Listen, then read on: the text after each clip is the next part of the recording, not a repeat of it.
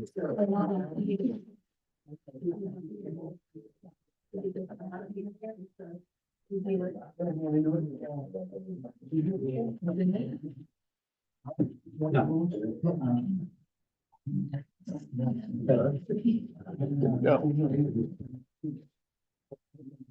good evening, everyone. I'm going to call this special meeting of the Town of Grizzle Board of Finance to order, March 24th, 2025, 6 p.m. in the Town Hall Meeting Room. First order on the agenda, roll call, court order.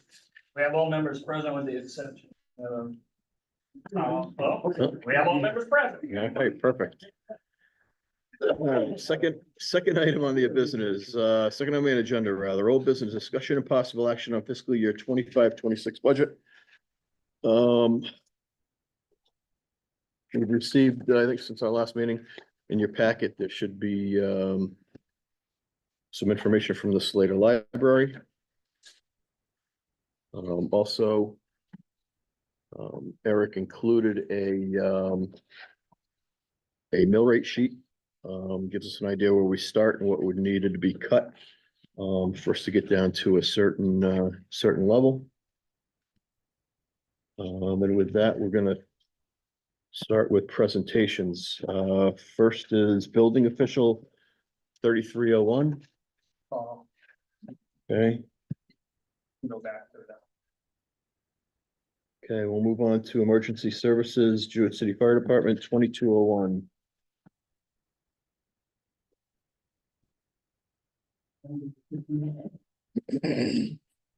What a parking spot.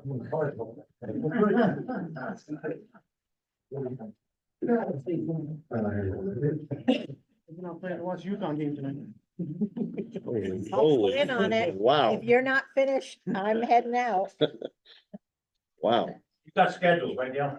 We have schedules. Priorities. It's good for me, that one. Mr. Chairman, I think the board needs to recognize that one of the board members stepped away. Oh, yeah, for the record, we'll make note that Rob Hamill has recused himself during this part of the budget presentations. You good? Chief, go ahead. Okay, I'm Chief Louis D'Amico from Jewett City Fire Department. I have Captain Rich Wadsworth here, and plus some members of the fire department throughout the crowd. We're gonna do a little different. Oh, go ahead. Yep, you good? Yes, sir. Okay, so I'm gonna do a little different this year. I just wanna start off with a little presentation about the fire department, and then we'll go into the budget part, if that's okay. As of right now, we have a few trucks in our department still, which is great. You saw the nice shiny red one out front, which is 2022. Which is our EP 156. We also have a 2012 EP 256, which holds about 1,500 gallons of water, which is an engine tanker. We have a ladder truck, which is a 2002, which has getting a little age on it.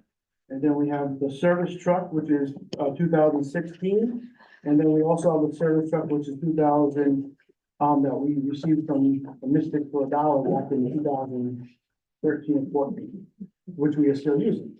Also, we have a boat, which is a 2015. So that kind of tells you what we have for apparatus.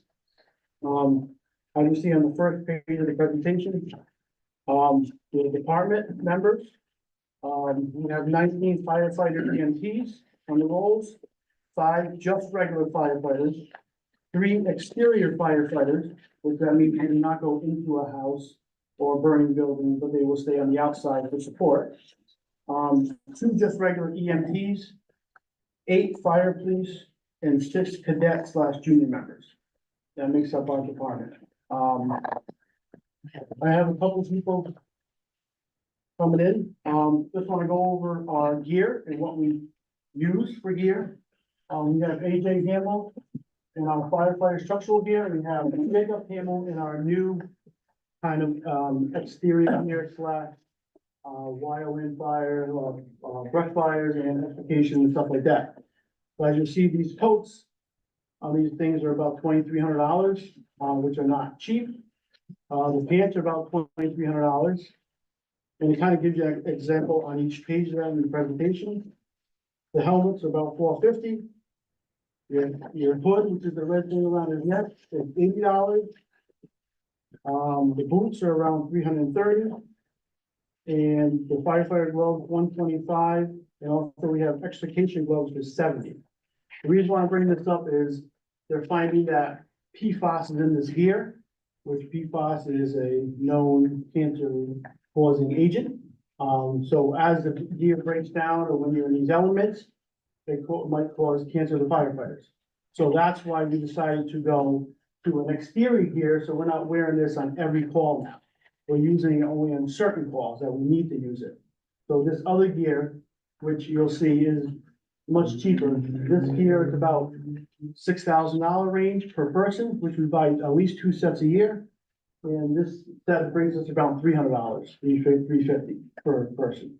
What this does is when you're, like we had brush fire on Saturday, we had this gear on, it's lighter. You're not sweating in this gear that could possibly cause cancer. As you know, as I brought in last year, 1 out of every 3 firefighters has a chance of getting cancer. So we're trying the best we can to prevent that. Kind of one of the first departments in the area kind of going to this new gear. We're trying it out and seeing how it works. So far, so good. I was kind of like it. It is good because it has multiple use. We still bring both gear with us, just in case something happens. But this gives us an option if something doesn't happen. You know, and like I said, it's about the cancer. This gear right here is only 10 years. No matter if I use it 1 year or 1 day, or I use it 1,000,000 times, I can only use that gear for 10 years, and then I have to take it out of service. So you're paying for all that money for the gear that you might use or you might not use, depending on how your membership goes. We do fit people to gear when they get their fire one. We have them go and get fitted, so they have a good set of gear. So as you see, I put some PFAS information for you about the turnout gear in there from IAFF, and also the second one tells you about the the barriers and how it breaks down and could cause the cancer here with the PFAS. So we're doing the best we can to protect our members. Also on the back, he has SCBA, we call it, self-contained breathing apparatus. This goes around $10,000 per set. We're coming up, I think 32, 33 is what we have in capital, is when we're up, also Griswold. So 40 of those packs will have to be purchased in the future. Just so you can see. Thank you. Thank you. I'm gonna have Rich talk about the responses that we go on and for the year. So with our new computer aided dispatching connect, we have keeping track of our responses electronically now. So that's why every month you guys get a printed out document showing what responses we have for the month and as for the year. So in 2024, we actually got over 600 calls just for Jewett City alone, because we keep them separated from Griswold. That way we can keep stats. As you can see, our biggest call is EMS. And I separated by 354 calls. We went to assist the ambulance on what is called advanced life support calls, where someone's life is actually in danger. And then out of those calls, actually on top of that, 120 of those were actually first due for us because the ambulance was out of town and the company didn't have an ambulance standing by. So we had to go to the scene and actually treat the patient for a while before the ambulance actually showed up. So those were our biggest calls for the year. And that's pretty much anywhere. We usually average about 60 to 70% of our call volume is actually just EMS. Okay.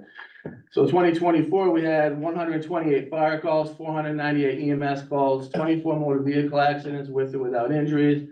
And then we also had on top of that 18 service calls, and I didn't put it up there, the miscellaneous, go unlock your car or something, or crawl through the window because you lock your keys in the house. So these are most of our emergency responses right here. Like I said, they go anywhere from 600 to 700 calls a year. Just Jewett City, not Griswold on top of that. Some of those calls also include going to Griswold to assist them on calls as well. But up to date, 3/2/25. We've had 54 EMS calls where we've gone to the scene and assisted the ambulance, and over 22, almost 23% this year so far has been going on scene and actually providing care before the ambulance is there for ALS calls. We seem to have 2 EMS, motor vehicle accidents there. We had seen, due to the stats of fluctuation, an uptick in brush fires. So we've been doing that a lot more, which is why the gear coming great, because we're not wasting the firefighters' energy and having them to go to the hospital because they wear themselves out wearing 100 pounds of gear. So that works out well. So today we've had 6 fire calls, 54 R1s, ambulance assists, which means, like I said, you go and help the ambulance. 22, on top of that, are first due EMS calls where we go and actually treat the patient for a while, 10, 20 minutes before the ambulance gets there. One ice rescue to that date, but we had one on top of that, kind of a weird thing this year. We've had more ice rescues than usual. I think it's people think they can fish on thin ice. And then 2 assist the publics, 1 hazmat, and 4 fire lines.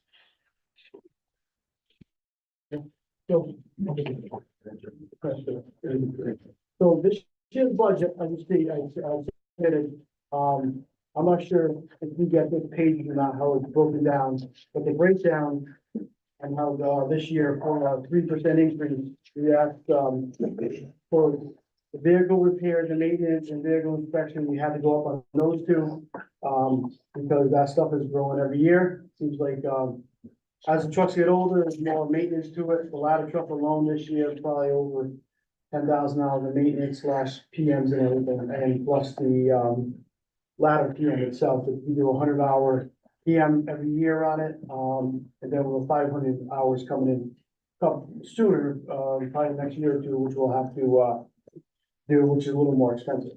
The internet is crazy, $40800, which is nuts. I've been saying for years, I've been asking if we can move.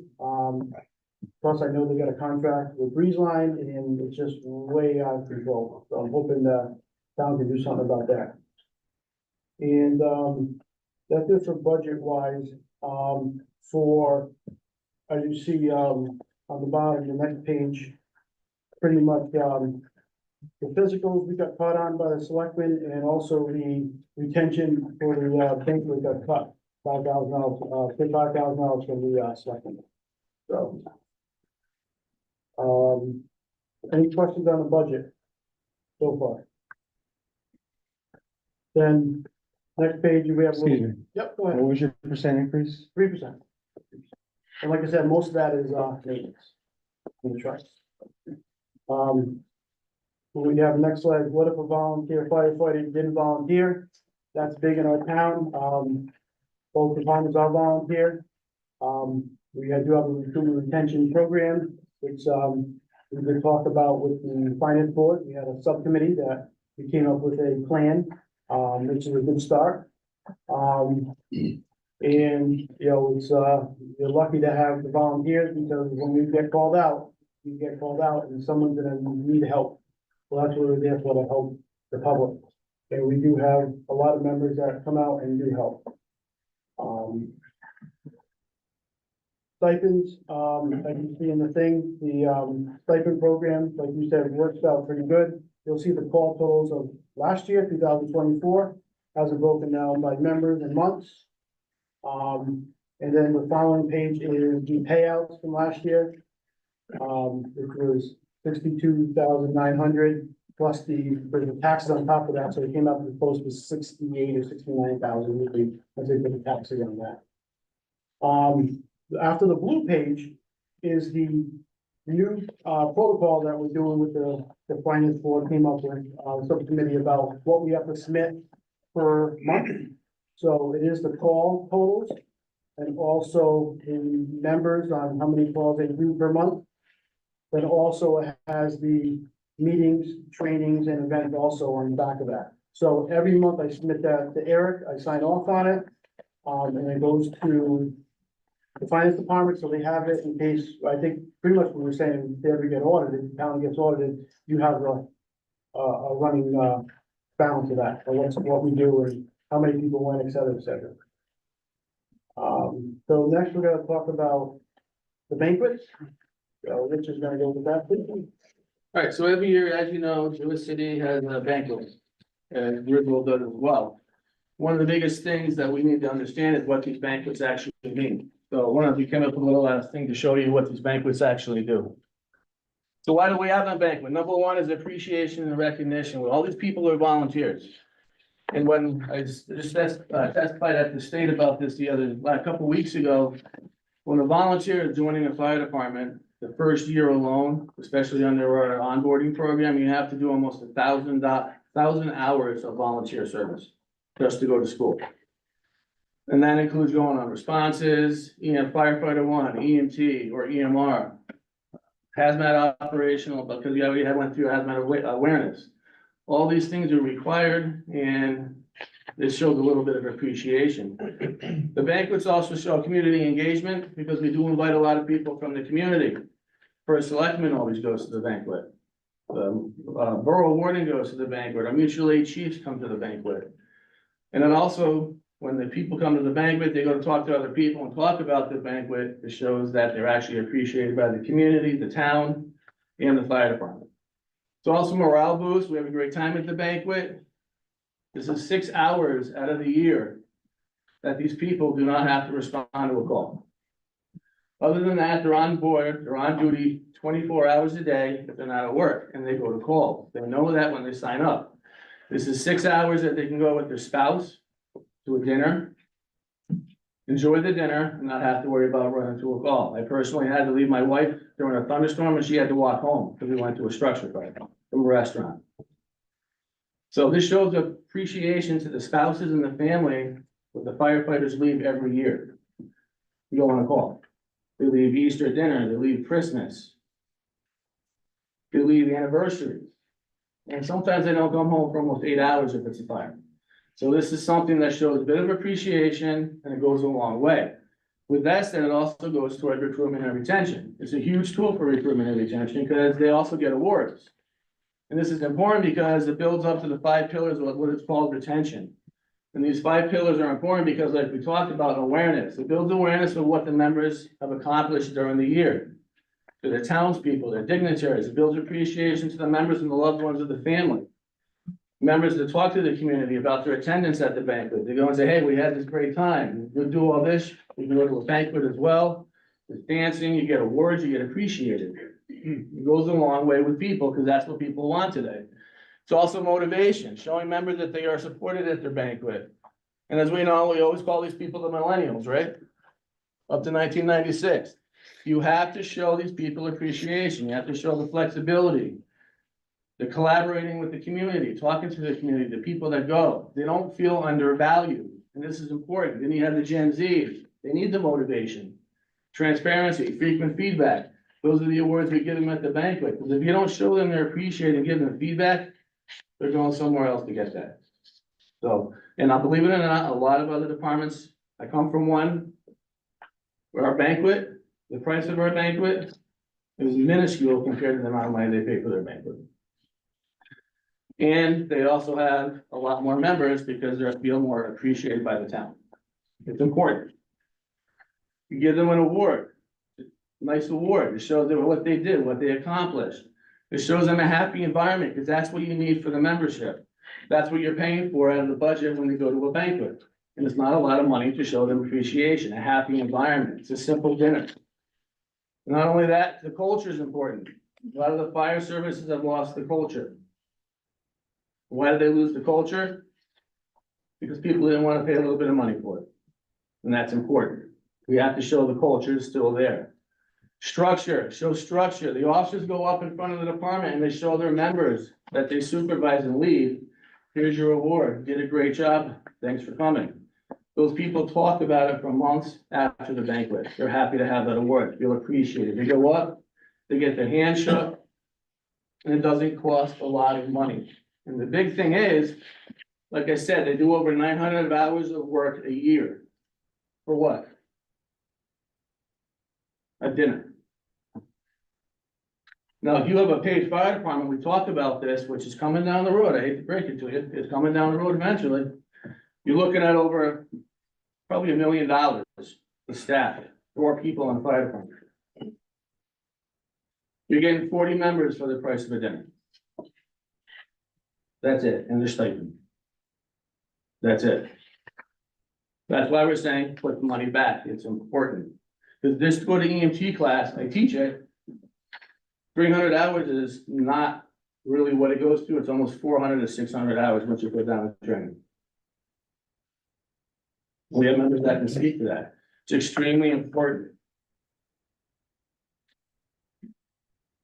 12 meetings a year they have to attend, 1 meeting a week for a couple hours or a training. EMS CMEs, 40 hours, continuing fire training, 8 hours. All this, they're leaving their family. They're missing family functions, taking days off of work. Because you have to be there. For a plate of food at a banquet. That's what we're really talking about. Well, that concludes the presentation. I know there's some questions that were asked last time with Griswold was here that I can answer if you want. After, if you didn't get the full answer about the trucks that you have in the town garage. So. Any questions?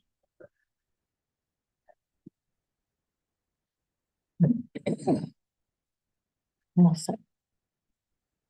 Good. Okay. Two questions, Shoot. about the trucks at the garage. Can you enlighten us as to, So the truck, there's 2 trucks in the garage, both, one's from Griswold, one from Juicy, which is one's a spare piece, one's kind of not a spare piece, really. If you're looking to sell that second truck, which was the old Griswold truck, you can get 1,500 or 3,000 in max, if it's pretty decent with no west. Is what I found out from a couple people asking me about what it would cost to sell this thing, or what would you get from it.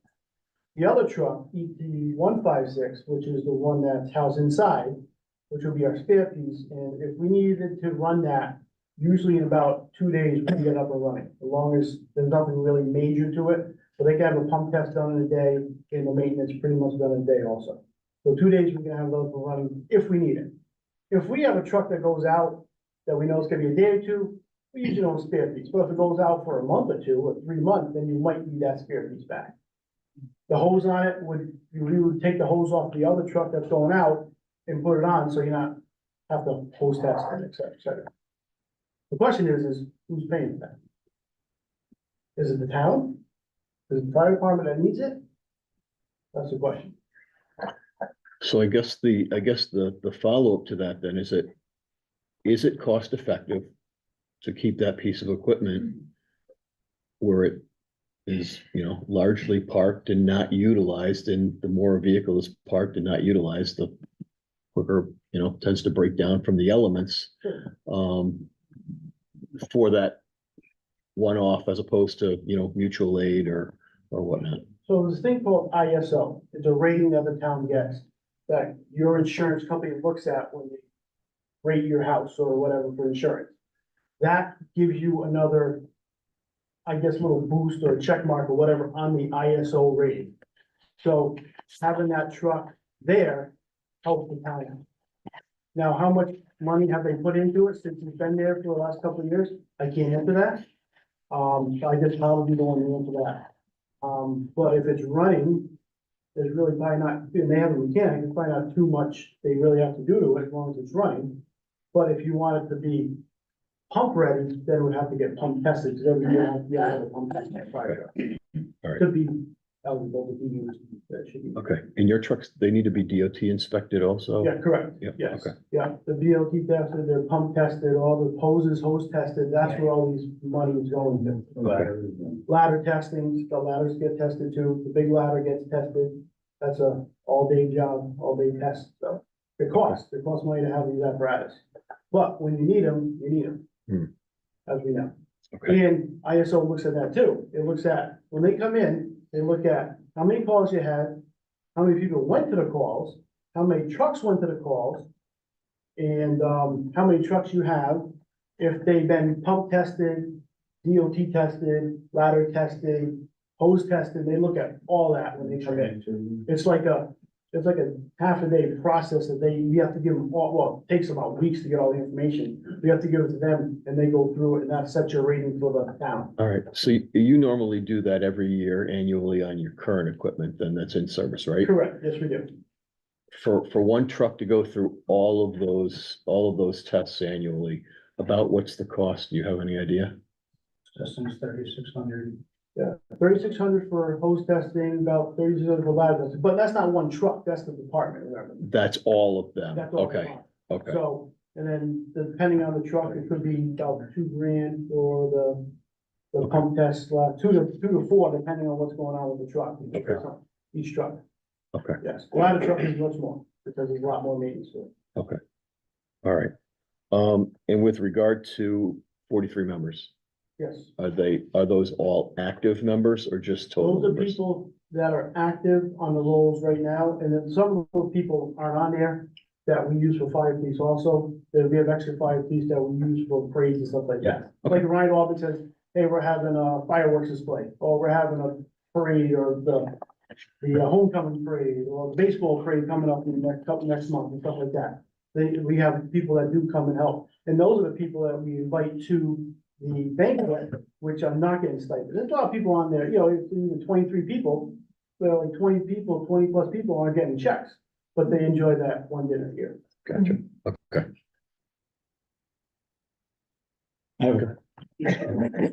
So I get two questions. I don't know if you know the answer. So you talk about the ISO ratings for having an extra piece of equipment. Mhm. So what's that saving us annually by having that piece of equipment say at the town garage? I can't answer that. Okay. Second question, the residual value. What's the residual value of that truck sitting in the garage? I know you said the other one's 1,500. Same price, same price. Same price? If it's a 30-year-old truck, the max you're gonna get is $3,000. instead. Okay. Yeah, if you gotta sell it. Okay. Yeah. But, if it's running and there's not a lot of rust and stuff like that, you get the higher end. If it's not a lot of rust and problems, then you get the lower end. Who can tell us how much money we would save on insurance? By Probably your not having insurance a agent, truck? probably the town insurance agent. You can ask him if the ISO ran up, what would it affect the town? Or pretty much your own insurance agent too. They could probably tell you too. Because if your ISO is higher, your insurance is gonna be higher. So they check everything. They check hydrants, they check water location, they just check everything. Training records. It's a process. It's usually every 5 years. Because of COVID, they got moved back, so we haven't had one in about 8 years. It's coming. We're gonna know what's up. So they also check training, but also the big thing with your ISO rating, it doesn't just affect the town, it affects everybody here, because it raises the insurance on the homes as well, if they have to go up on a higher ISO rating. So, something else to think about.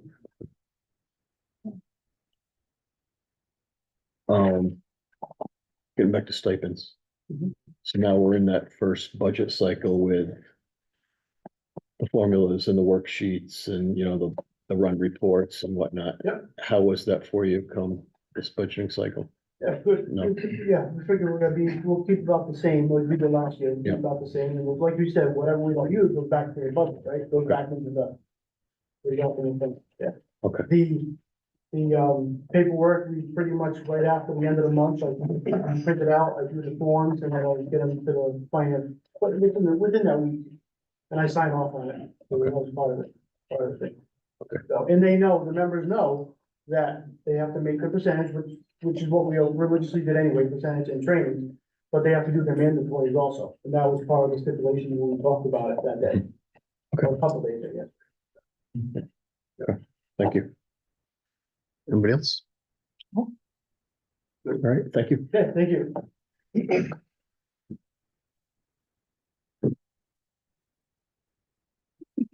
Go right ahead.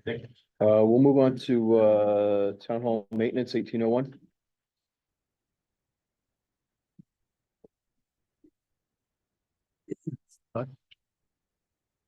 Okay, 1801. 5101, that custodian wages, that's an estimate pending negotiation. You didn't quite want to say that, right, Eric? Tomorrow, I maybe sign on it. Okay. So we're close on that. If we get on to 5145 health insurance, there is a increase there, which is an estimate. Also, the next two, 5150 FICA and 5155 pension are both an increase. And Let's see, I think we had done an increase under building repairs, but it looks like we went back to what it was last year. It stayed the same, everything else will stay the same unless I mention it. All right, two questions, one at a time, how you want to do it? So.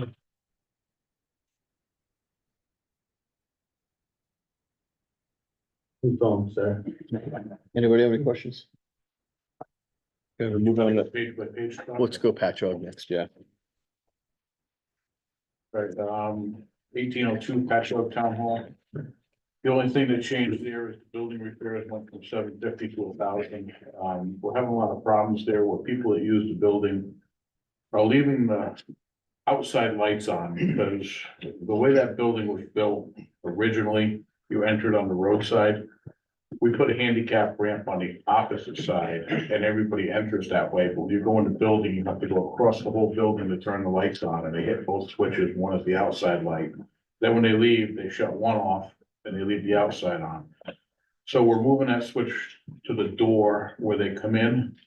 And that's the only switch there so that we won't have to keep stopping. And if we put a motion light there with the street, it constantly is on and off because of the traffic. So it doesn't make sense to put a motion light there. It's why it's a switch light on that end. So the three-way will eliminate people from going across the whole building, turn both switches on and then shut them off. Any questions on that one? Okay. I have 1803 next, which is highway department building maintenance.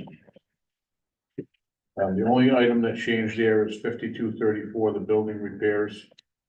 We went up to 10,500. We have interior lights that were put in when the building was built. I've been there 32 years. The building was there when I went there, so let's say 35 years ago.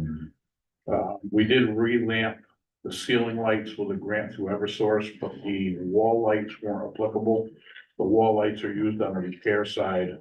Right now we have quartz lights and all the sockets are burned out, so we can't even change the bulbs. You can't get replacement sockets. So we had an estimate of $4,900 for those three interior lights. And they're wall mounted, so when you're working on a truck, they shine directly at what you're working on and you're close to them. The ceiling lights are so high, you don't get real detailed good lighting. And we also have two outside lights in the front that are pole mounted on top of poles. They're square and they fit into the poles that are there. We've had utility company come up and try to help us. We've repaired them a few times, but there's nothing much left to repair there. They're the same age as the building.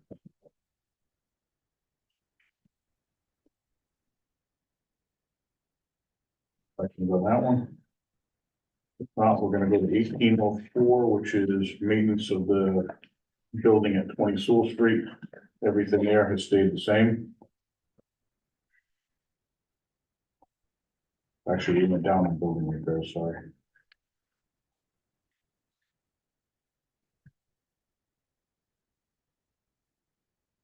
Mr. Chairman, if I could. So the Sewell Street building, now that it's being used by the school system. No, this is the ambulance building, Oh, that little garage. Yeah. Okay, got it. 20 Sewell Street. That's where American is. Okay. I have 3201 Highway Department next. Obviously 5101 full-time payroll.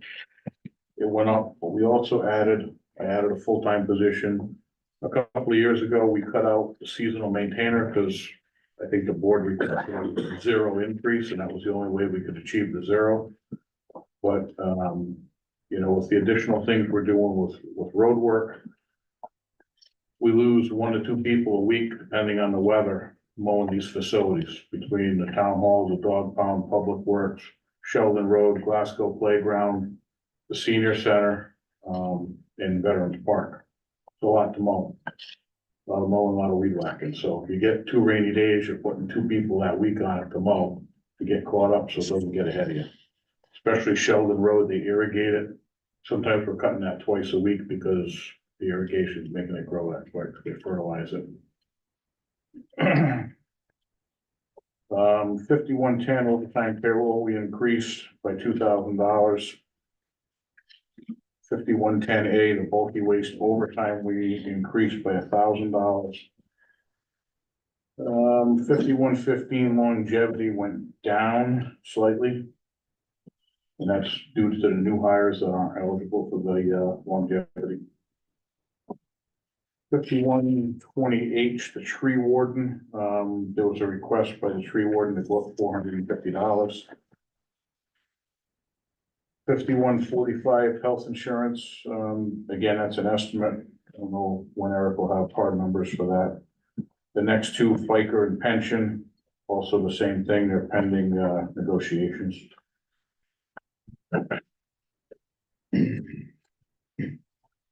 And everything else stayed the same if I didn't mention it. Other purchase line. Other purchase supplies, maybe I highlighted it and skipped it. They did. It went up about $2,000.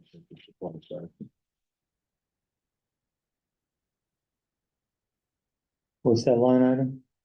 Other purchase supplies, Yeah. 214. that's, yeah, 5214. Thank you.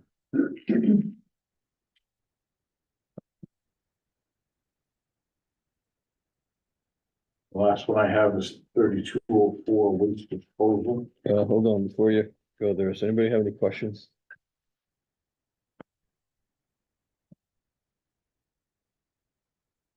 I have a couple questions. The additional person that you put in for, what is the total cost between salaries, benefits, taxes? What's our all in on that additional? Eric has it. Yeah, I believe. I can give you the exact.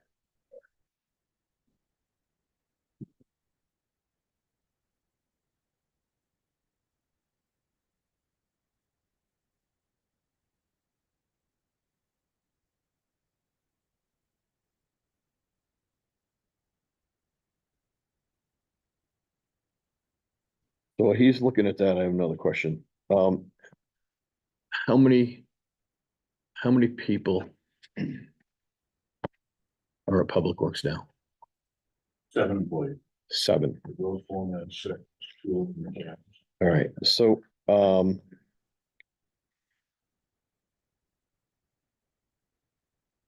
so I guess where I'm going, and I'm kind of going the other direction, not why I would be asking this question. Snow removal meals. How does that work? When they're on overtime, they've got to go out for a storm, do they get meal money? Is that how that works? Well, there's a couple things that happen. If they get called in 2 hours prior to their normal start time. Yeah. So if they get called in 3 hours before, they get breakfast and lunch on the union contract, that's the way it's worded. Okay, If they get called in on a Saturday and they get called in at 10 o'clock, they wouldn't get breakfast, but they would get lunch.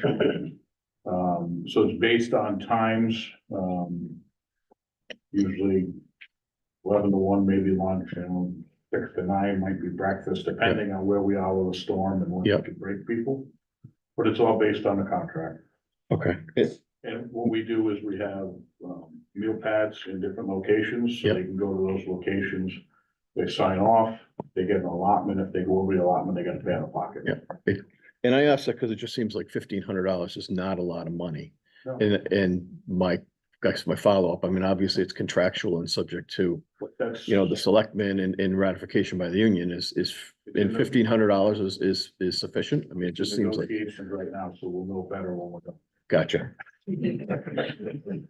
Yeah, it just seems like it's kind of low. I'll be honest with you, and that's why they're negotiating. Yeah. Even if I go to breakfast with them, everybody's paying out of pocket, Right, you know. go ahead, sir. Just because it's been brought up quite a bit, with the pending negotiations, when do we expect these negotiations to be done, so we have final numbers? One union's gonna be done hopefully tomorrow, and the other one, Probably 2 weeks, I'm gonna guess. yeah, 2 or 3 weeks. we're thinking we're gonna meet the 7th to hopefully finalize something. Is there any way to get these negotiations on a schedule so that way they can be completed before we enter into this process, so we have numbers? It's tough because we reached out to the union in like December, and then we have to wait for them to make their request. Because I mean, their contract ends at a certain point, right? June June 30th. 30th. June 30th. I know with the union that I'm in, we've extended our contract, manipulated our contract, if you will, so that way, the dates fall better. So that, for the company wise with their budgeting. So if they have a 4-year contract, if we were to say, okay, it's gonna be 4 years, 6 months, then it would alter it a little bit, so that way we can, or do we have a contract every year? No, right now we have a 3-year, and I think we're gonna look at a 4-year coming up, Right, and then, but, And we do it to fall along a fiscal year. and like Eric said, you Because reach out otherwise- to the union, and they reach out with dates, and they're negotiating a lot of places. because right now we're playing with numbers that we have guesses. That's why I put some additional in the contingency account. And do you believe that the additional that you put into the contingency should cover most of Yeah. the, across the board? Yeah, Want but, your number? yes, please. Roughly 116,000. That doesn't account for any overtime, but that accounts for someone on a family plan as well, at a high level for insurance.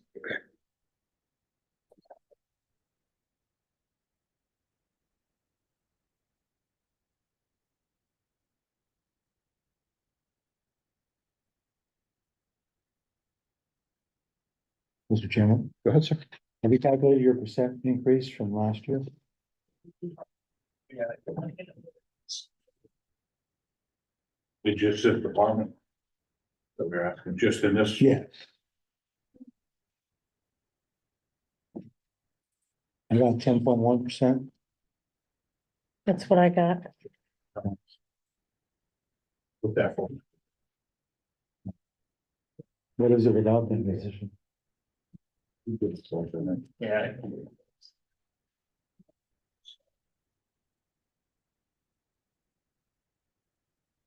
It's 10.09 now. So if I took that. Now it would be. 1.3. Total increase is 1.3 without that position. Yes.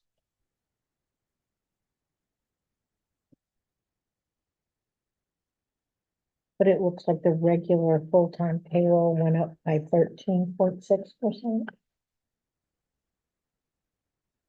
Yeah, the total is the 116,000 is for salary and benefits.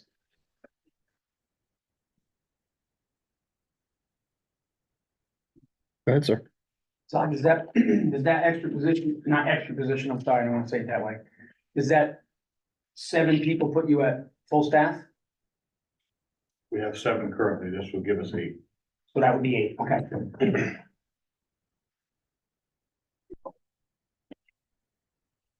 You had 7 and didn't get another one. Would you have to pay the other 7 overtime to cover? And how much would that cost? Yeah, it'd be determined.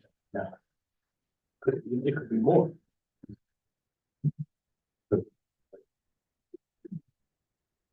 The overtime's on rotation, obviously storms, you're gonna You don't pay know. for that next price down the person.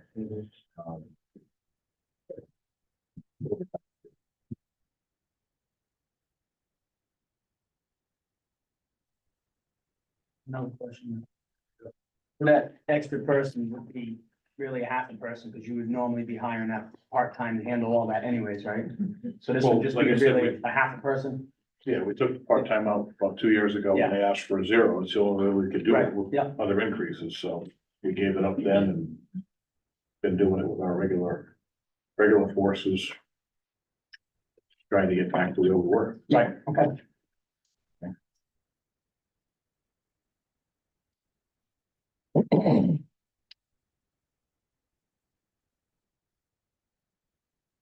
So if we were to fund that as a halftime position, what hurdles do you see, or could that work? Well, it's gonna help us on the mowing situation, Mhm. because it's gonna alleviate our regular staff that we have now from doing the mowing. Sometimes with some of the events, it's still gonna be supplemented by our people, because we have to meet deadlines for the park, things like that.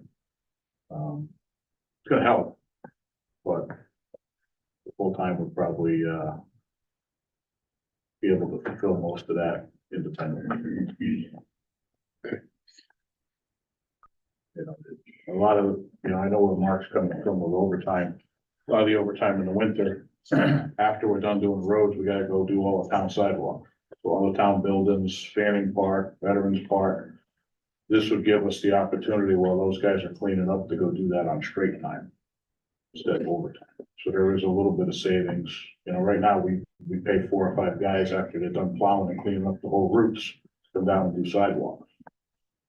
And, there's quite a few, when you go to the senior center and here, and Fanning Park, Veterans Park, it adds up. And we also have a couple of private sections. There's one on Pleasant View that the town put in years ago for safe transport of the kids that we own, so we have to do that section. All right, so this is a dumb question, because I don't know. You have 7 people currently, and it's snowing out. How many plow trucks do you have? Right now, everybody's in one, and we still have a large truck as a backup. The oldest truck that we're getting ready to get rid of is backup. We'll have one basic dump that we have to go with the spare. So there would So be we a have vehicle, breakdowns. or for an additional person, it's not like, okay, now what do we do with them? It's Okay, just, those are geared, so if we have a breakdown, we can just jump in another truck and not have to have okay. one room that's suffering. Mr. Chairman, if I could. Yep. What is the total cost difference between if we did a full-time, an additional full-time employee? That includes salary and No benefits. insurance and benefits, and a half-time employee. How many hours are you talking? Under benefits or? 19.5 hours? Right,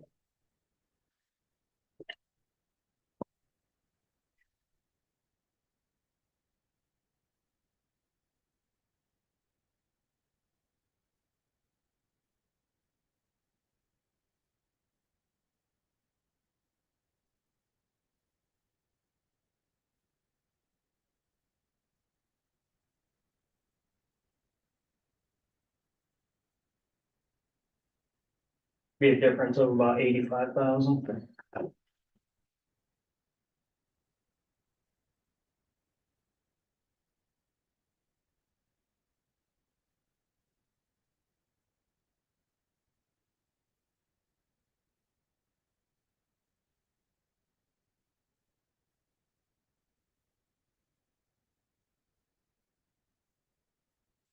Mr. Chairman, Yes, sir?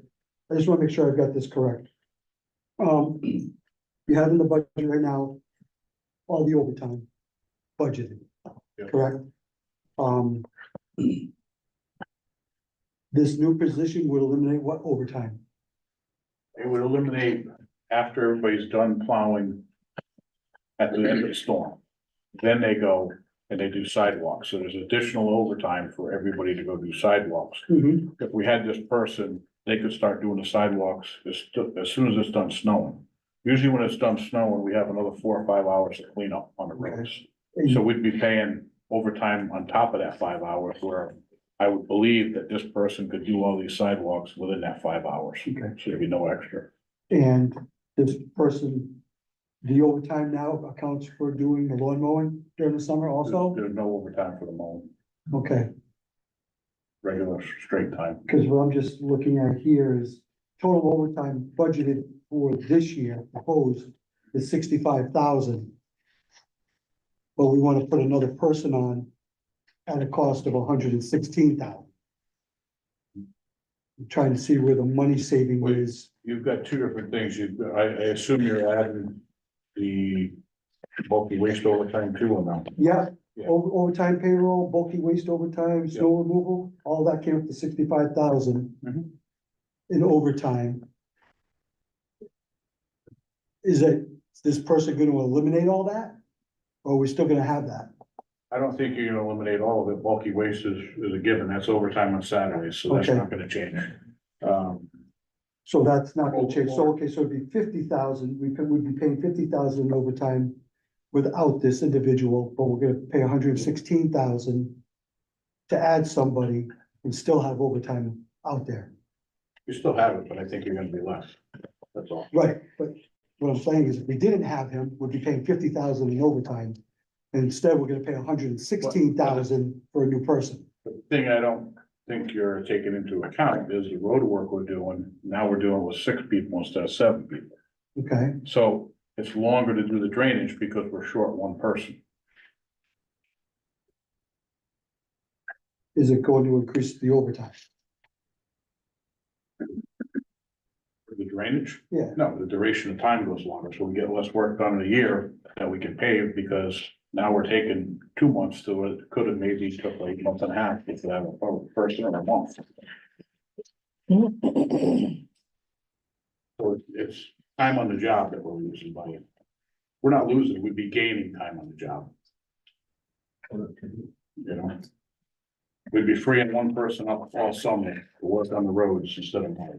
That's what we'd be doing. So what you're saying is that one extra person is gonna save you a month of paving. Not saying a month, I'm saying it's gonna save us time because those people I have now are gonna stay on the road work and this person got a month.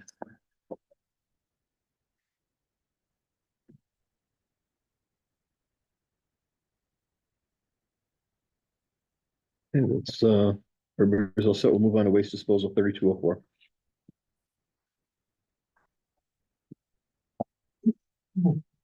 Okay, 3204, to get on to 5422 Resource Recovery Authority. Increase in the fees, due to both tipping fees and tonnage increase. Then you go down to 5425A bulky waste tipping fees, that's an increase due to the tonnage. Increase in fees for the tonnage. And then 5425E dumpster replacement.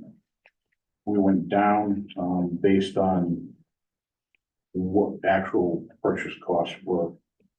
The, tonnage. Kind of a unique problem. We're trying to set up some meetings with one of the waste haulers. We noticed, last quarter of last year, pretty significant hike in tonnage. That we can't really justify or see. So we have a feeling that,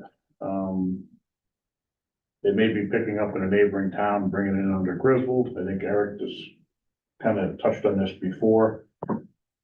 We get billed for the waste, then we bill the hauler. So I think Eric's explanation was gonna affect the budget, but the revenue is gonna go up. Because what we do when we bill the hauler is we add $4 per ton. So we're actually making more than we're paying to get rid of it. We started doing that many years ago. We were doing $1 a ton to cover administrative fees in the finance office. Went up to $2, and then last year I said to Eric, we should go up to $4, so we did. We're trying to get a handle on it. The hauler is a little elusive on trying to sit down and meet. We've gone as far as with Scara breaking down the bill by the month, by the week, by the truck. So we know what truck it is, we know what day it is, where the tonnage really spikes high, and now we're trying to figure out where it's coming from. A lot of towns have dealt with it, we haven't dealt with it. Probably 20 years since Paul Bricky was here, that was the last time we dealt with it. And that was a company that's no longer in this area, but they had so many trucks, we'd follow them into different towns. They knew we were following, they'd park the truck in the commuter lot and grab another truck, do the same thing. So we knew they were doing it then. I think they're doing the same thing now because it's cheaper for them to get rid of it this way. They could charge the customer the same amount in another town, pay less to get rid of it. So one of our options may be to go up the full cost. It may mean it's gonna raise the rates for the residents. Because the prices for the hauler are gonna go up. But we're gonna try to handle it this way first, sit down with them and see if they can come up with the reason why the tonnage is spiked. I don't have numbers for January, February yet, detailed numbers like we have for the last quarter of last year. Mr. Chairman, Yes, sir. that is against the law, right? So when it happened last time, what was the Last time outcome? we didn't really prove it, but we followed them enough where they stopped doing it. This one, we have to find out where it's coming from or figure out what's going on. The next thing we're gonna do, if they don't wanna meet with us, is we're gonna have a recycling coordinator from Scara go to the incinerator and spot loads, pull through the garbage and see if they can find mail from out of town that's not their goods. That's the next step. We can't get against it. It's just the least way, it's very labor intensive, but usually it's either on the front of the load or the back of the load that you find in neighboring towns. So that's how we usually start the inspection and see if we can find mail that's So, out of so town. having Can you the ask- residents pay more. Well, If we go up to full disposal costs, so Scara supplements our disposal. So I'm just gonna throw numbers out there, they're not accurate numbers. Let's say that the disposal fee for a ton of garbage is $170. Being in the Scara incinerator group, they supplement that. So we may pay $140. So for the hauler, to bring it in under Griswold's name, we charge them $144 a ton. If they brought it in on their own, they're paying $175 a ton.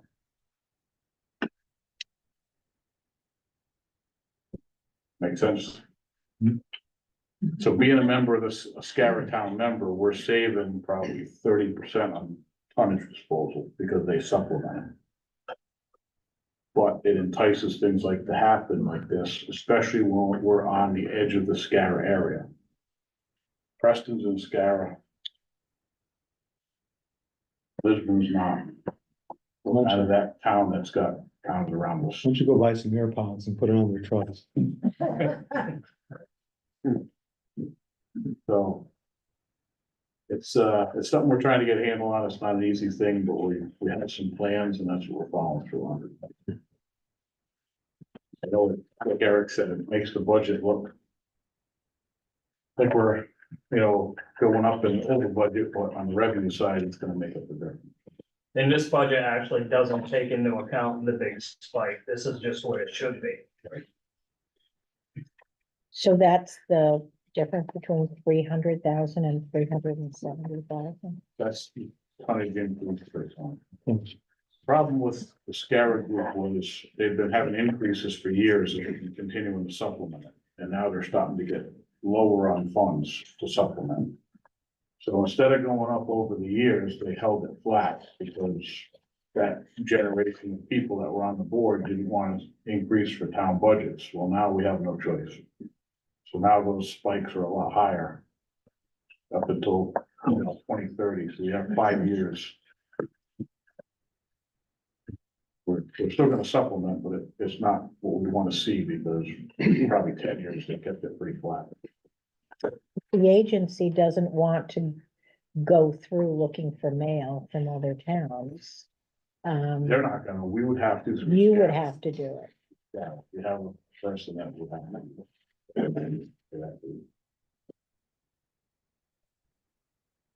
Or that person can just follow them around for a week. No, that doesn't work. I don't think it's gonna in this case, but they're a big corporation.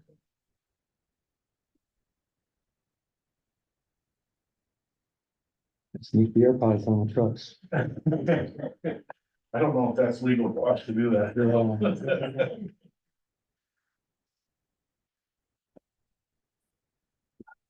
We all set? Okay, we're gonna move on to 1401 registrars. Cindy, you're up. I'm trying to get up. Go back here? You can come up, you can do whatever you want. This is all yours. First off, thank you all for allowing us to present our budget this evening. I do have my assistant registrar, Rich Kenobi, he didn't know he was gonna be introduced, and Jennifer's deputy, Kathy Minsky, with us tonight. You presented with the budget that the selectmen have worked with us on. Basically, bottom line is, it is an increase, but there's a lot happening. To begin with, as far as our line item 5120, we're looking at, that's basically our workers for the election, all our poll workers. And we're looking at your municipal election, your primaries, your referendums, everything, not the borough, just our elections. And this year it shouldn't be too bad because of the way we want to try and present it. We want to again go hourly, rather than stipends. That did seem to work out last year, but we'll see what the selectmen decide. Registrars pay is the 5125D, and that you don't see much of a change there. We are looking at FICA. Unfortunately, none of us have any control over that. 5200F as in Frank is our travel. Now with this, we went from 600 to 500, 550, excuse me, because we were doing a lot more Zoom meetings and training. I don't anticipate it going much lower than that for this coming year, because, for example, we will be going to training in Hartford at the Capitol. We luckily have been selected to have a training here for the new equipment, which is gonna save us a considerable amount of money from traveling to another location. Different things like that, they all add up. 5202 is our meeting and dues. Just like everything else, dues goes up for everything. This is our rollback to the state, our rollback for our New London County, as well as education training. UConn does our training for certifications, they all go up. So even though this year, you don't see that we spent a lot of it or spent it down, we are going to be using it because we still have ongoing training through June. Postage. We were doing a canvas and had planned on doing mailings because of all the new early voting and such. And we didn't get those mailings into play. There was enough advertisement elsewhere, so we've saved a little bit on the postage, so that's gonna decrease this year. And then on 5406, we have the service contracts and leases. With the new equipment, right now, there's no leases on it. We're not anticipating to have to continue to lease it in the future, but we don't know. There's so many unanswered questions right now. Governor is not giving us any allotments. Last year we got grants, like $100. This year, we're looking at nothing at all. Basically, we are looking at this budget as slim as we can. There's not much we can really shave off. We've tried to shave what we could. Last year, we didn't know, and this year we're in the same position. We don't know what's gonna happen with the early voting. We know that we're getting a new CVRS system, which is your Connecticut Registrar Voters System. And that's changing for total vote. That whole new system shouldn't cost the town anything, But it's gonna cost our department to get us all trained in the system. And our deputies and our assistant registrars. Any questions? That I might be able to answer, I'll tell you right out. If I can't answer, I'll get back to you. I will. Yes, sir. This additional training, what line item is that? Your training is.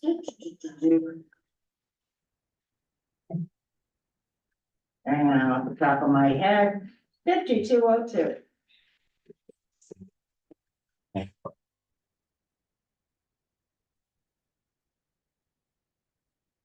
You have last year's budget at 3,500. And was proposed for this year's 3,000. Correct, So but you see that we had used only 12 and change this far, right? Mhm. We still have some remaining here. From that remaining, we've got extra training going on, and we've got Zoom meetings that are going to cover some of our training as well.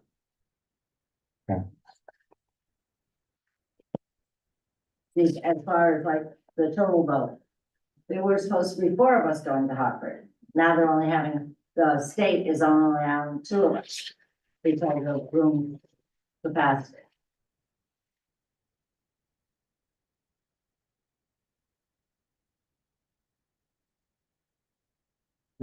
Has the state, given you any indication that maybe a change to the early voting? No, as a matter of fact, I just had a meeting Thursday. And they indicated that there would be no change. Because even though they did a survey with the ROVs at our conference and we all said fewer days, they said this was a presidential year. Let's give it another year and see what the turnout is like. It was new and it was presidential, so they're not changing anything right now. We've asked for decrease in days because we feel as though not only is it a big cost and burden on the towns, but also on people. You know, everybody's paying for it. It's all coming out of our tax dollars. And it's a big burden. It's a big financial burden on everybody.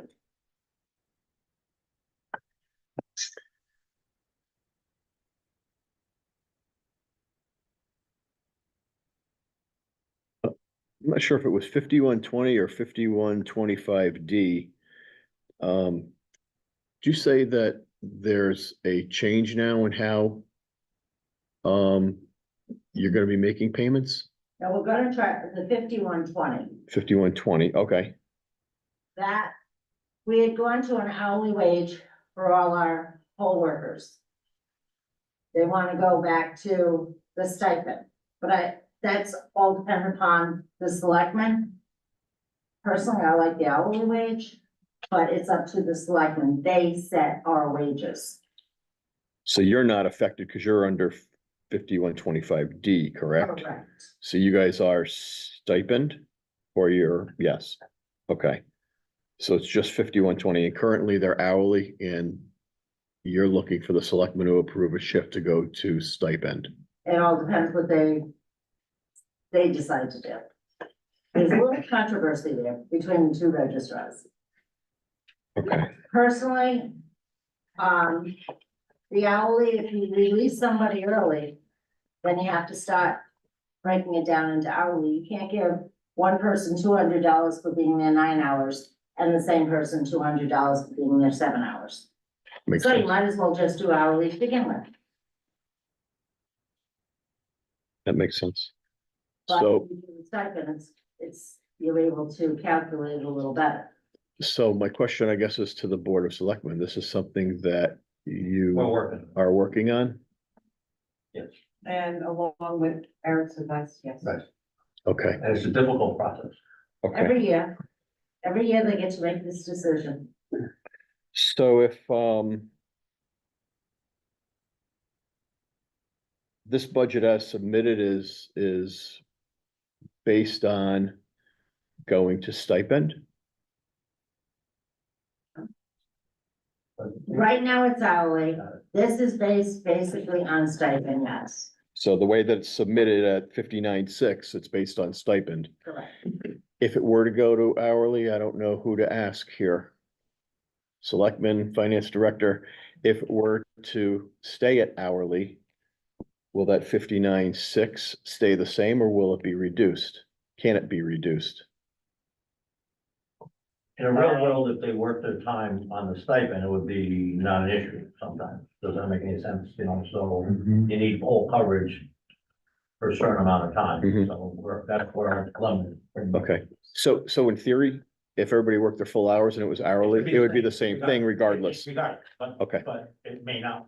right, okay. So the stipend would be the highest amount. That's what And we're. if we go at hourly, you could see a savings because somebody might leave early. Early, Correct. right. Okay, But you still have minimum coverage on the polls. correct. Right, That right. we adhere to. You're not gonna see an increase. Right. Is what I think he's really trying to get Yeah, you. right. Okay. Everybody else set? Thank you, Cindy. 2401 animal control. So the only changes here, we went up $50 in phone and down 100 in maintenance, so overall a decrease of $50. Everything else is staying the same.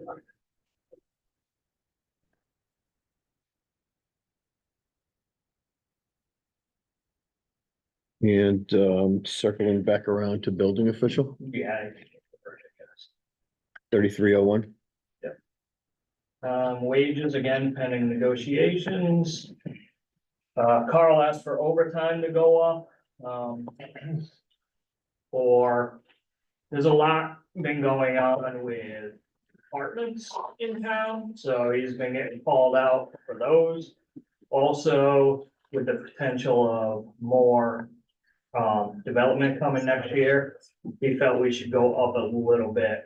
5120, that's for the blight officer and fill-in building official. We went down just based on what we've been using and what our contract is, because the beginning of we kind of got a discount with the blight officer through the Council of Governments, so we're still not paying full price, so I was looking for places that I thought we could go down, so I suggested that. Other than that, no changes for the rest of the department.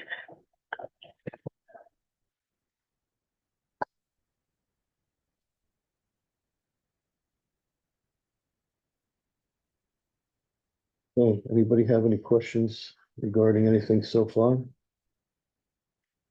Just Gary? like to ask how the blight control is working out. I think very well, actually. I second that. We meet periodically. She constantly, will send reports on any, referrals that are sent into her. She communicates well, and she's very thorough, and she's tough.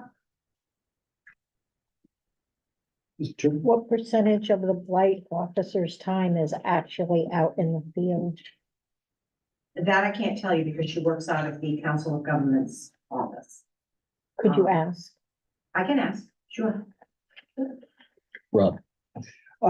Exactly how does that work? Does she travel around looking for issues or is it all referral? It's all referral, and we do have quite a few that come in, they fill out the complaint in the building office. Or it can be the, well, as a matter of fact, we have one of our selectmen who's put in, a request to have her go out and inspect, which she did immediately. Borough warden, same thing, if, she has a resident complaint, or if she's out and about and she identifies blight, then she will fill out the complaint form and that'll go directly to the officer. And have we seen any revenue from this? Any revenue? Yeah, so blight officer, if someone does not comply with their cleaning up, is there a fine? I don't Is think we have there? any fines, but I will tell you, since I've been here, almost every, and I have to say, there may have been one or two that she's still working with through the court system. Because sometimes, they'll end up, it'll be an eviction or something like that, but the court will allow them extensions, and she has to go by what the court says. But, I would say 90% of the time, when she will address it with the resident, there's action taken, and, Solves the problem. and that's yeah, what- she's able to resolve. Yep, she's excellent. Mr. Chairman, Sir? I drove past the Petrillo property on my way here. Is my imagination that it's looking better, or has something been done? We may have some good news very soon. I can't say anything right Okay. now. That's gonna be up to the tax collector's office, but, I think that, it's gonna be very good for Bridgeport. Mr. Chairman, Yes. I'm looking at the actual 2022-2023 on line 5120, it was $1,775. Now it's up to 10,000. So can you give me an idea of how much of that is the blight officer and how much is the building official? The All of bill- that is blight officer. All of it is the blight officer? But that's the way that the contract was with COG, wasn't it, Eric? It was in the initial stages, and this is before my time, but it was for a lower cost. But then each year it does increase, am I correct? Yes, And it will continue. So, I think we paid 25% of the cost the first year, and then it might have gone up 25% each year after. So are we paying 75% I think we're paying 50% right now. right now on the blight officer? Yes.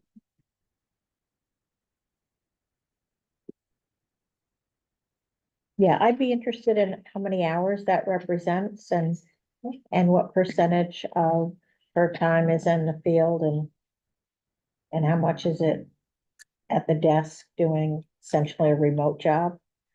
oh, it's not remote. I will get you the hours, and and as a matter of fact, Gail, I'll be here on Thursday, you'll be here on Okay. Thursday, so I'll Yep. try and have them on Thursday. But I can tell you, she's in the field a lot, but I will Okay. get specifics from her. Great, thank you.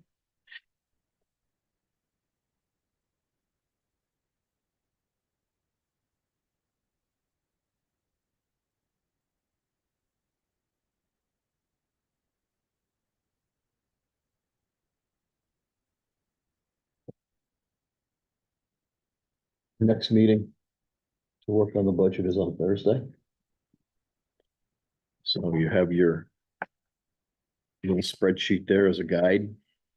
Yes, Is Take a look, figure out exactly where it is you're gonna wanna be. And I guess I'd kind of like to take a moment and do a quick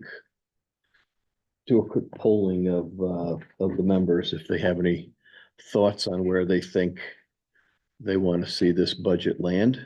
And I'll start down with you, Mark. As far as the mill rate or Yeah, zero? We're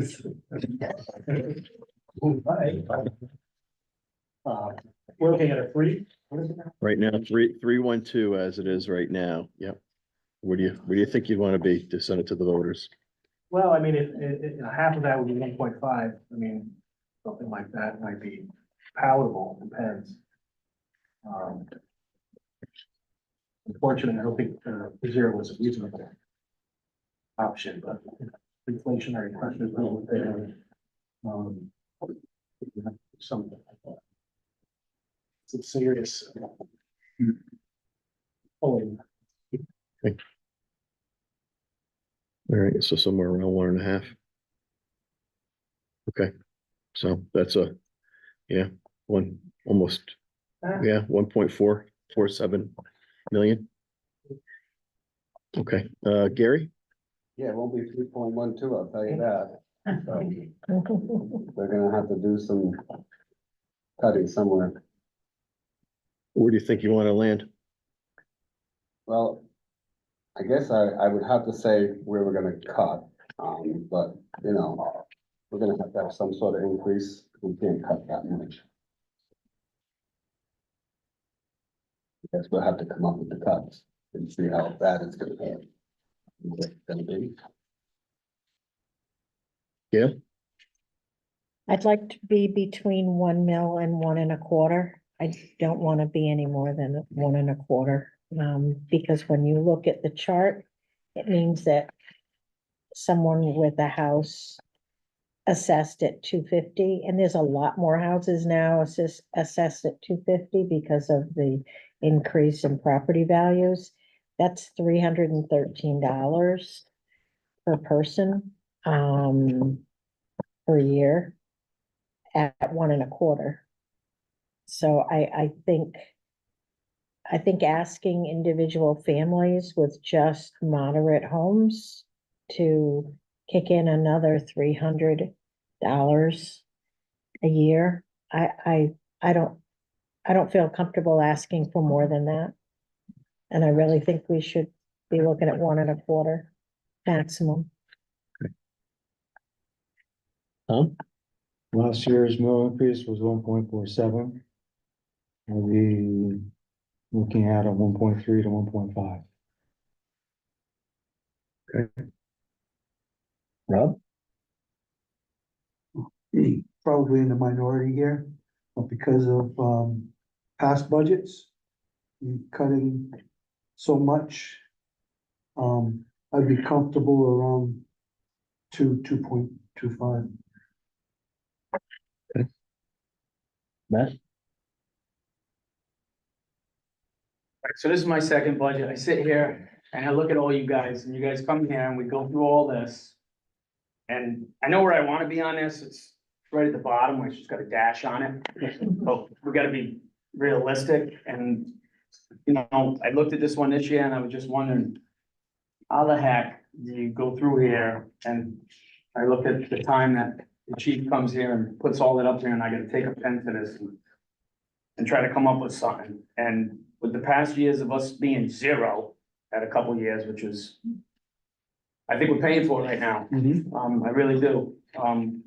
So without going too far, where I think we can be, I think we're gonna have to be somewhere around 175 is where I'd kind of like to be and not going over that, but to be realistic, I don't know how we're gonna get below that, and I appreciate the positive thought from my other members here, but I just don't know how, but so I'm saying 175, possibly 2, depending on where we can cut. I don't want to butcher the capital. I know that's probably what we're all gonna want to dive into, but we'll have to look at that together as a team.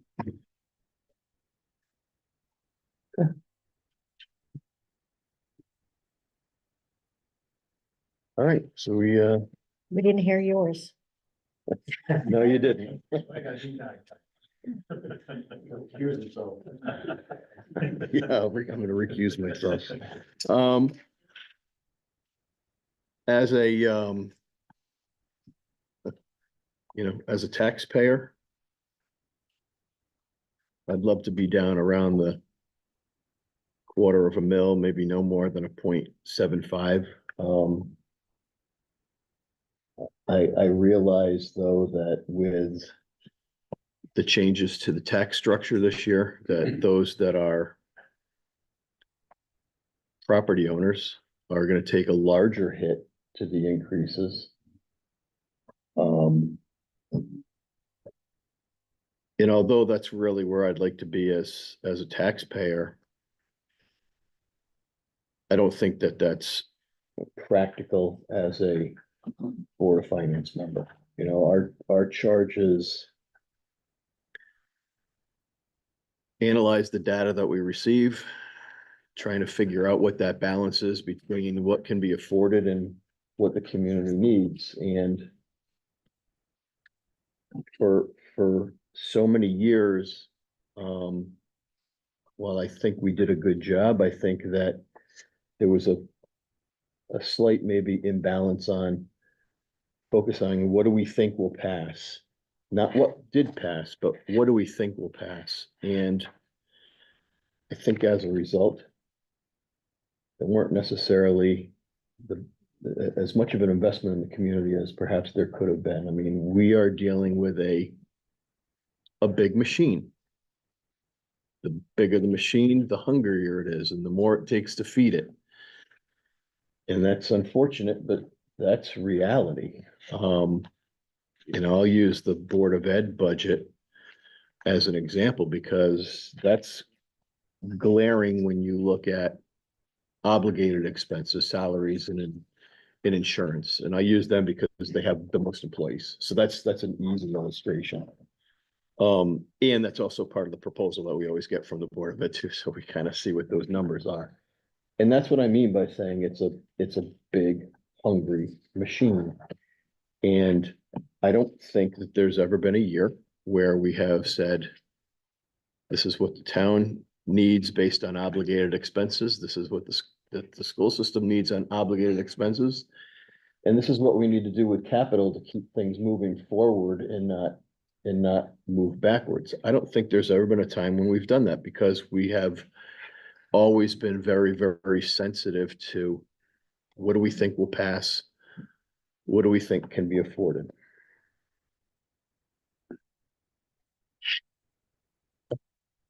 I really don't want to go in the direction that I'm going to go because I really do want to be able to try to continue to hold on to that,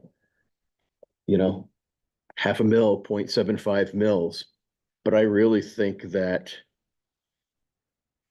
well, certainly we can't put forth all budgets the way that they currently are presented. I think that we need to perhaps take a little bit of a different approach and say, okay, there needs to be some cuts, but we need to focus on what's really needed to continue to push us forward. I think that we need to be probably somewhere between $1.75 million and 2 mils, I think is where we need to land. I mean, realistically, we could probably say we really need to be somewhere around 2.25 to 2.5, but I don't think that's really feasible. So my landing point would be somewhere between 1.7 and 2 mils. And, I've had conversations with a number of people that are concerned about the bifurcated budget. You can't put forth a budget that's that big because, gosh, if you do so, what if one passes and what if one fails? That's a legitimate concern under the the way that we currently vote for the budgets. I guess my answer to that is we still can't be preoccupied by that. We need to put forth a budget that we think represents an honest budget that represents the best needs of the community. And if one budget, there's a concern that one budget may pass and one budget may fail, then I guess I would encourage all parties to make sure that they do everything under their power to get the vote out so that that doesn't happen. That's it. Long-winded. Unfortunately, Jim, you cannot, no. Unfortunately, this is the special meeting and there's no public comment. Mr. Chairman, could I Yes. ask Eric a question? Absolutely. How much over our maximum for our reserve are we projected to be? Right now, about somewhere around 500,000.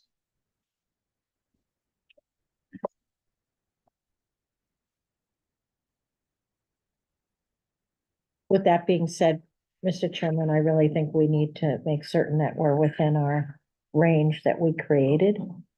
And we had already increased it 3 or 4 years ago. Now we're gonna move on to 2B, discussion of possible action on creating recreation budget policy. Mr. Chairman, I've handed out to the finance director and everyone on the board the preliminary final, if you will, policy. This is a combination of ideas and discussions that Tom and I had with Ryan Aubin as well as input that we had from Eric, and some language that he suggested. So I would like to, I'm going to be talking to Ryan Aubin about this, in the next, couple of days. Emailed a copy to him, and hopefully we can, all review it and make our edits and decisions so that we can approve it. The next meeting, 2 meetings at most. We have a meeting on Thursday, and then we have a follow-up meeting on the 31st, assuming that we needed another meeting. If we do need another meeting, do you want to put this on the agenda for approval on the 31st, or that give you? That would be enough time? fine, or on Thursday, because Ryan said that he would get back to me, Okay, perfect. so So we'll just add that to Thursday's meeting. if you could, thank you. Okay, item 3, adjournment. Motion to adjourn. First and second, all in favor? We're adjourned.